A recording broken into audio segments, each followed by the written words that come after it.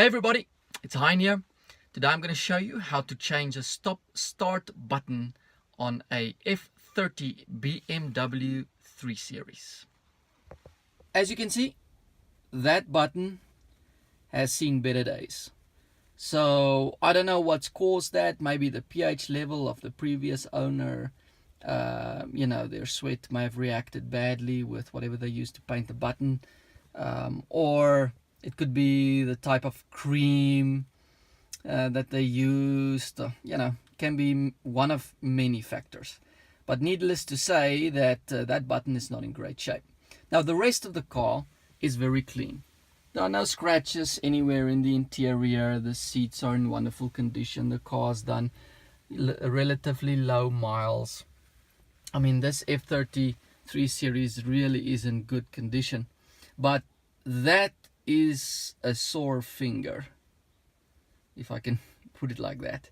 So the rest of the car looks great, but then you get in and I mean you can't miss it. It immediately jumps out at you, and it has an effect on how the rest of the car is perceived.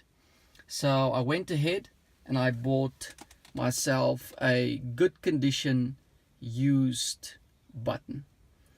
Now I didn't buy a new one because they are pretty expensive. So I shopped around, did my homework, and I bought this one. As you can see, it is, for all practical reasons, just about new. And it looks much, much better than the button that is currently installed in the vehicle. So I'm going to be replacing this, and I'm just going to take you on the journey with me so I can show you how to do it. Okay, so first things first. Okay, before I actually change the button, it is important to disconnect the battery.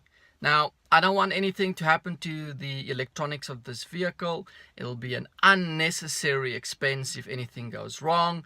And as you know, with luxury car manufacturers, all parts are expensive. So safety first, and it's better to err on the side of caution. So let me go and disconnect the battery. So in order to loosen the battery terminals for the BMW, we have to go to the boot, and you'll see on the right hand side of the boot there's a compartment, so the battery is hidden away. Just have to remove this piece, and that'll give you access to the battery. Okay, so as you can see, the battery is nice and neatly tucked away in the rear of the vehicle. So all I'm going to be doing now is just to remove the negative terminal, and then there should be no electrical current running through the vehicle, and that would mean it will be a lot safer for me to change the button without causing any damage to the electrical circuits of the car. Okay, so I'm going to be employing a slightly controversial method to extract the old button from this vehicle. So my reasoning for this is that I'm more concerned about the neatness of the dash as it is. I don't want to cause any damage on the area that surrounds this button. So I have a dent pulling kit, and I'm going to be using one of these, let's call it a shoe, to extract this button.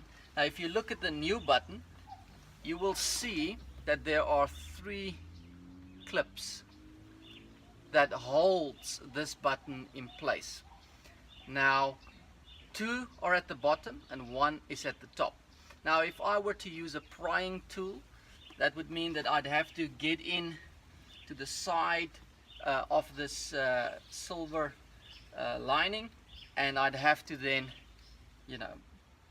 push it out, and I may in the process cause damage to this area on the dashboard, and it is something that I really want to avoid. So what I'm going to be doing is I'm going to attach a little bit of glue from my glue gun onto this shoe.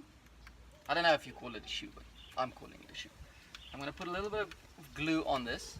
Then I'm going to stick it onto the old button with most of the glue focused on the bottom part of this button, as you know, 2 of the 3 clips that hold it in place are at the bottom of this button. Then I'm just gonna pull it out, hopefully.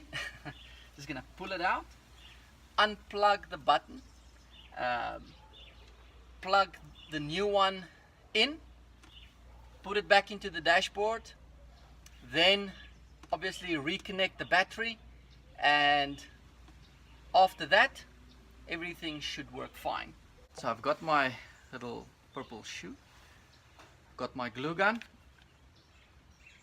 it's on, so it's starting to heat up. So once this is ready, I'll just apply the glue to the shoe to the button, and hopefully I'll just be able to pull it out. Okay, the gun is hot, so what I'm going to be doing is I'm going to apply some of this glue to the outer edges of the shoe, seeing that the center part of the button is actually the part that's been damaged in the old one, and it's still got some value on the second-hand used parts market. I'm just going to apply on the outside, most extreme outside edges of this little shoe, so that I can pull it out without damaging the button any further, hopefully. So here we go.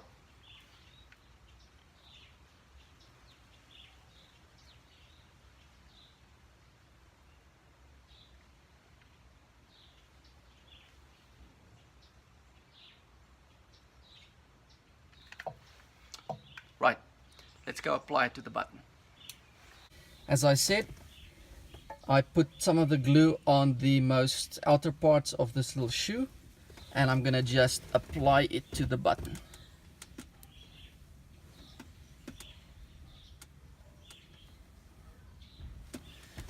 Alright, so I'm just gonna leave it to set, and then we'll just pull it out. So the glue has had some time to set, and hopefully, if everything goes well, I should be able to just pull it out. So let's give it a go.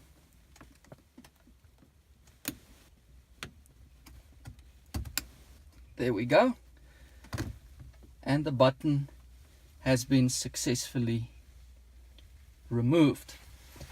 Now that the button has been removed, all I have to do is just to unplug it, plug in the new button, and she's good to go. So I've plugged in the new button, and as you can see, looks much better than the one that I'm replacing it with. So let's just go ahead and put this back. There we go, clips right in place. Now let's go reattach that negative pole on the battery, and everything should be good to go. Okay, right, here's the old button. Okay, the battery has now been reconnected, and fingers crossed, if I did my part right, this car should start up right away. Right, let's go for it. As you can see, much better. So, foot on the brake. Will she or will she not?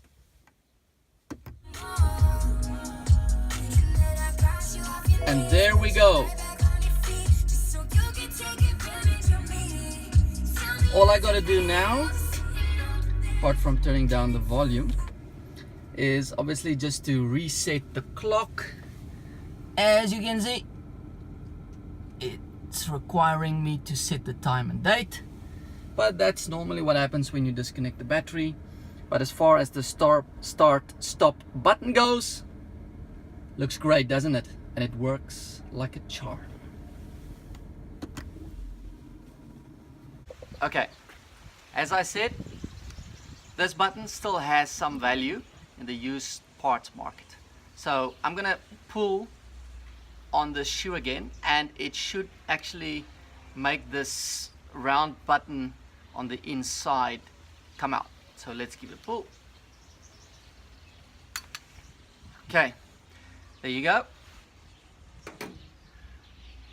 The button itself has actually now been removed, and I've got some methylated spirits in this handy spray canister.